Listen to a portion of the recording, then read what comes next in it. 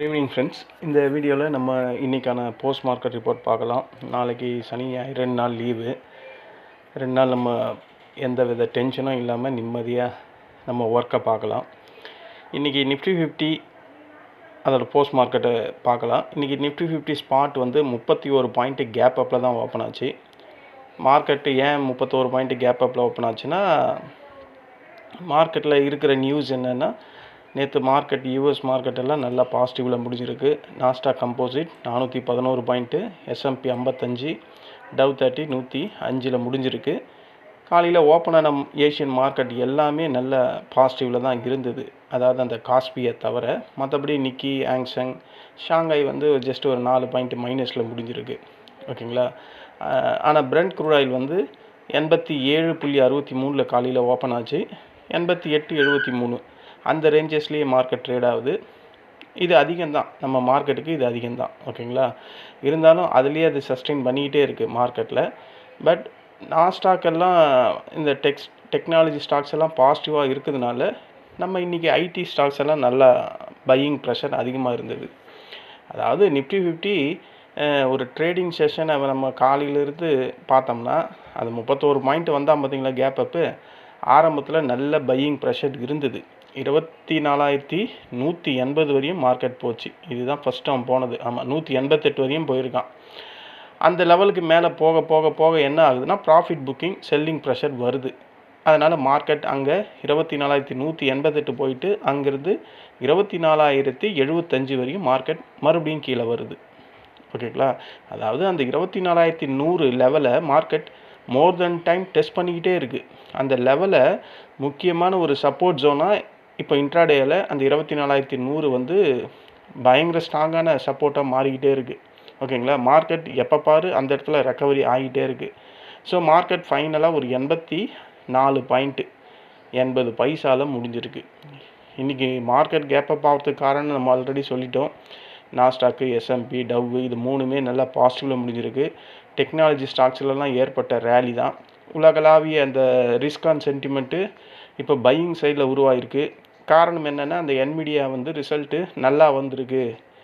அந்த Nvidia share மட்டும் இல்லை, ஏஐ தீம் ஸ்டாக்ஸ் எல்லாம் நாஸ்டாக்கில் சிறப்பாக செயல்பட்டுக்கிட்டு இருக்குது. அதனால் டெக்னாலஜி ஸ்டாக்ஸ் எல்லாம் பெருசாக ஏறி இருக்குது.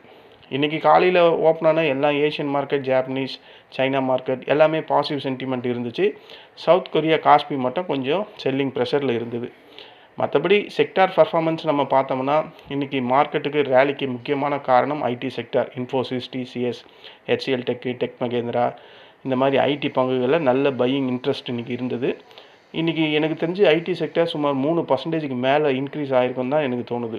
காரணம் என்ன, artificial intelligence and global technology sentiment வந்து நல்ல பாசிட்டிவில் யூஎஸ் மார்க்கெட் முடிஞ்சதுனால இங்கே ஐடியில் நல்ல மொமெண்டம் இருந்தது காலையிலேருந்து ஈவினிங் வரையுமே. அதோட ஃபார்மா அப்புறம் மீடியா பங்குகளில் இன்றைக்கி பையிங் ப்ரெஷர் இருந்தது. அதாவது இந்த டிஃபென்சிவ் செக்டார் அப்படின்றது எப்போவுமே மார்க்கெட்டுக்கு சப்போர்ட் பண்ணிக்கிட்டே இருக்குது. மார்க்கெட் நான் சொன்ன மாதிரி 24,180 மறுபடியும் கீழே வந்தது. காரணம் என்னென்னா, அந்த எஃப்எம்சிஜி, ஆட்டோ, இந்த ரியாலிட்டி செக்டரில் கொஞ்சம் செல்லிங் ப்ரெஷர் இருந்தது. ஹெவி வெயிட்ஸ் ஃபினான்ஷியல் ஸ்டாக்ஸ்லேயும் கொஞ்சம் செல்லிங் ப்ரெஷர் இன்றைக்கி இருந்துச்சு. அப்படி தான் தெரிஞ்சுது. க்ரூட் ஆயில் நம்ம பார்த்தோம். க்ரூட் ஆயில் வந்து 87 88 ட்ரேட் ஆகுது. அது அகைன் 90க்கு மேலே போயிடுச்சுன்னா மறுபடியும் மார்க்கெட்டில் ஒரு செல்லிங் ப்ரெஷர் வர்றதுக்கு வாய்ப்பு இருக்குது. Middle East geopolitical issue, Iran, America தொடர்பான செய்திகள் வர்றதுனாலையும் மார்க்கெட்டில் இந்த க்ரூட் ஆயில் திடீர்னு மேலே ப்ரைஸ் ஏறுறதும் திடீர்னு கீழே இறங்குறதும் இதே தான் ஒரு வாரமாக இப்படியே தான் நடந்துக்கிட்டே இருக்குது. பட் இன்னும் அந்த 90 தாண்டல. அது மார்க்கெட்டில் கொஞ்சம் பரவாயில்ல அப்படின்ற மாதிரி தான் இருக்குது. இன்றைக்கி வந்து பேங்க் நிஃப்டியெல்லாம் நம்ம செக் பண்ணால், பேங்க் நிஃப்டி மட்டும் மினிமம் -14 பாயிண்ட்டு மைனஸில் முடிஞ்சிருக்கு. மற்ற ஓவரால் எல்லா மார்க்கெட்டும் நிஃப்டி நெக்ஸ்ட் 50 தவிர மற்ற எல்லாத்துமே பாசிட்டிவில் தான் முடிஞ்சிருக்கு. நிஃப்டி நெக்ஸ்ட் 50 ஒரு 188 பாயிண்ட் மைனஸு. இந்தியா விக்ஸு மறுபடியும் ஒரு 4% கீழே 10.68 இன்றைக்கி க்ளோஸ் ஆகிருக்கு. ஓகேங்களா. நம்ம USD INR செக் பண்ணால் அது எவ்வளோவில் இருக்குது. USD INR வந்து 95,378. பரவாயில்ல, கொஞ்சம் அப்ரிசியேஷன் ஆகிருக்கு. ஓகேங்களா. இதுதான் நம்ம மார்க்கெட்டில் இன்றைக்கான நிலவரம். இந்த மார்க்கெட்டில் இன்றைக்கி ப்ராஃபிட்டபுளாக பண்ணுறதுக்கான வாய்ப்புகள் ரொம்ப இருந்தது அப்படின்னு தான் சொல்லணும். ஓகேங்களா. இன்றைக்கி நாங்கள் ஒரு 5 ட்ரேட் பண்ணோம். நான் இன்றைக்கி ஒரு 4300 ப்ராஃபிட் பண்ணிட்டேன்.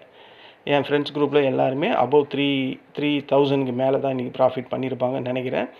ஓவரால் அதிகப்படியாக லாட் எடுக்கிறவங்க அதிகமாக எடுத்திருப்பாங்க. நான் வந்து 2 லாட் 3 லாட் எடுக்கிறவங்கள பற்றி சொல்கிறேன். மோர் தென் 10 லாட்ஸ் 20 லாட் எடுக்கிறவங்கலாம் இருக்காங்க. அதை பற்றி நமக்கு தெரியாது. ஆனால் இந்த ஃப்ரெண்ட்ஸ் குரூப்பில் வந்து single lot, double lot, triple lot எடுக்கிறவங்க எல்லாம் இன்றைக்கி கண்டிப்பாக 3000 கிட்ட ப்ராஃபிட் சாலிடாக எடுத்துருக்க வாய்ப்பு.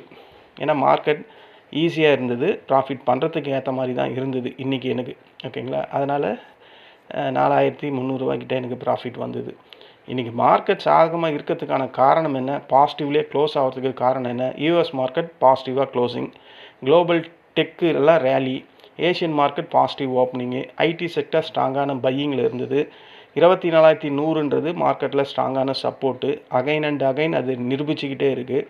24100 வந்தால் பையிங் அங்கே ஸ்ட்ராங் ஆகிடுது. இன்றைக்கி ஃபுல்லாக ஆப்ஷன் செயினில் பார்த்தீங்கன்னா 24100, 24180 ஸ்ட்ராங்கான சப்போர்ட்டாகவே இருந்தது. அது செல்லிங் வந்துக்கிட்டே இருந்தாலும் பட் அந்த ஓஐ ஆப்ஷன் அந்த ஓப்பன் இன்ட்ரெஸ்ட் குறையவே இல்லை. நானும் பார்த்துக்கிட்டே இருக்கேன். ஆனால் மார்க்கெட் இறங்கிக்கிட்டே இருக்குது.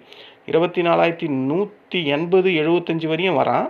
பட் அந்த 24100, 180 ஓஐயில் குறையவே இல்லை.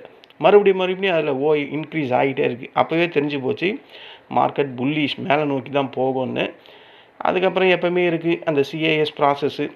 அதில் வந்து 24150லேருந்து 24260 வரையும் தூக்கிட்டு போனாங்க.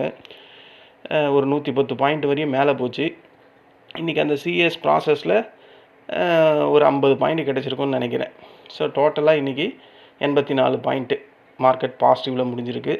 மார்க்கெட்டில் புல்லிஷ்னஸ் இருக்குது அப்படின்றத இன்றைக்கி மார்க்கெட் காட்டியிருக்கு. ஓகேங்களா. மார்க்கெட் 24100க்கு கீழே இறங்கினா ஃபஸ்ட்டு சப்போர்ட்டு இனிமேல் 24100 தான். அதுதான் இம்மிடியேட் சப்போர்ட்டாக இருக்குது. ஸ்ட்ராங்கான சப்போர்ட்னா 24000. அதுக்கும் கீழே போச்சுன்னா நம்ம ஆல்ரெடி ஒரு கேப் இருக்குதுன்னு சொன்னோம்ல, 23800. அதுதான் அதுக்கப்புறம் இருக்கிற மேஜர் சப்போர்ட்டு. ரெசிஸ்டண்ட்டை பார்த்தோம்னா இந்த 24200 அது ஸ்ட்ராங்கான ரெசிஸ்டண்ட்டு. அதுக்கப்புறம் 24300, அதுக்கப்புறம் 24400 இதெல்லாம் ஸ்ட்ராங்கான ரெசிஸ்டண்ட்டாக மார்க்கெட்டில் கம்மிங் மண்டேலேருந்து நமக்கு இன்ட்ராடே லெவல்ஸாக இருக்கும். இன்றைக்கி மார்க்கெட் யூஎஸ் மார்க்கெட்லாம் இருக்குது. அவங்க எப்படி ட்ரேட் ஆகுறாங்கன்னு பார்த்துட்டு நம்ம மண்டேக்கான ப்ரீ மார்க்கெட் ரிப்போர்ட்டில் எது சப்போர்ட் ஸ்ட்ராங்காக இருக்குது, எது ரெசிஸ்டண்ட்டு, எது வரையும் மார்க்கெட் போகிறதுக்கும் இறங்கிறதுக்கும் வாய்ப்புகள் இருக்குது அப்படின்ற மாதிரி பார்க்கலாம். என்னை பொறுத்தவரையும் மார்க்கெட் இப்போது 24100க்கு மேலே க்ளோஸ் ஆகிருக்கு. 24175ன்னு க்ளோஸ் ஆகிருக்கு. ஸோ மார்க்கெட்டில் அந்த பையிங் ப்ரெஷர் இருக்குது. புல்லிஷ்னஸ்லாம் நான் சொல்லலை, பையிங் ப்ரெஷர் இருக்குது அப்படின்ற சொல்கிறேன். இன்றைக்கி இழுபறியாக தான் இருந்தது, புல்ஸா பியர்ஸா அப்படின்னு. அந்த 3 வரையும் 2 பேரும் சரியான போட்டியாக இருந்தது. அந்த சிஏஎஸ் ப்ராசஸ் வந்ததுக்கப்புறம் மார்க்கெட்டை புல்லிஷில் போய் க்ளோஸ் பண்ணிட்டாங்க. இதுதான் இன்றைக்கி மார்க்கெட்டில் நடந்த போஸ்ட் மார்க்கெட் ரிப்போர்ட்டு. நான் ஆல்ரெடி இன்ஃபார்ம் பண்ணியிருந்தேன். இன்றைக்கி நான் 5 கால் பண்ணதில் 4300 கிட்ட ப்ராஃபிட் பண்ணேன். என் ஃப்ரெண்ட்ஸ் குரூப்லேயும் எல்லோரும் ப்ராஃபிட் தான் இன்றைக்கி பண்ணியிருக்கோம். இன்றைக்கி ப்ராஃபிட் எடுக்கிறது கஷ்டமாக இல்லை, உண்மையாக சொன்னால் ஈஸியாக தான் இருந்தது. அதனால் ஈஸியாக ப்ராஃபிட் பண்ணோம். சென்செக்ஸில் ஒரு கால் கொடுத்துருந்தேன், கால் சைடில் தான் கொடுத்துருந்தேன். அந்த காலை இதை தான் கொடுத்துருந்தேன்னு நினைக்கிறேன். எது மணி 12 மணி. இந்த 12 மணிக்கு தான் கொடுத்தேன். இந்த 3 கால் போகும்போது அடுத்தது ரெட்டு ஸ்டார்ட் ஆகும்போது ப்ராஃபிட் புக் பண்ணிட்டாங்க ஃப்ரெண்ட்ஸ் குரூப்பில். அவ்வளோதான் இன்றைக்கி. அதாவது மார்க்கெட் 24100 மீண்டும் ஒரு சப்போர்ட்டாக எடுத்து மார்க்கெட் மறுபடியும் புல்லிஷாக மேலே போயிருக்கு. ஸோ ஓவராலாக ஒரு 84 பாயிண்ட்டு மார்க்கெட்டில் பாசிட்டிவாக முடிஞ்சிருக்கு. இதுதான் இன்றைக்கான போஸ்ட் மார்க்கெட் ரிப்போர்ட்டு. இந்த மார்க்கெட்டில் நீங்கள் யாராவது ப்ராஃபிட் பண்ணியிருந்தால் யூடியூப் கமெண்டில் சொல்லுங்கள். ரொம்ப சிம்பிளாக முடிஞ்சு போச்சு இன்றைக்கான போஸ்ட் மார்க்கெட் ரிப்போர்ட்டு. ஏன்னா நாளைக்கு மார்க்கெட் இருந்தால் நம்ம மறுபடியும் யூஎஸ் மார்க்கெட்டை பார்ப்போம், க்ரூட் ஆயிலை பார்ப்போம், சப்போர்ட் அண்ட் ரெசிஸ்டண்ட்டை பார்ப்போம். அது கொஞ்சம் நேரம் லென்த்தாக போகும். இது இவ்வளோ தான், வெறும் போஸ்ட் மார்க்கெட்னும் போது சீக்கிரம் சிம்பிளாக முடிஞ்சு போச்சு. நாளைக்கு நம்ம மறுபடியும் ஒரு ஆடியோவில் மீண்டும் சந்திக்கலாம். சில ஸ்டாக்ஸை பற்றி கேட்டிருக்காங்க, அதை அனலைஸ் பண்ணிவிட்டு நம்ம நாளைக்கு மீண்டும் சந்திக்கலாம். இந்த வீடியோ உங்களுக்கு பிடிச்சிருந்தா என்னுடைய சேனலை சப்ஸ்கிரைப் பண்ணுங்கள்.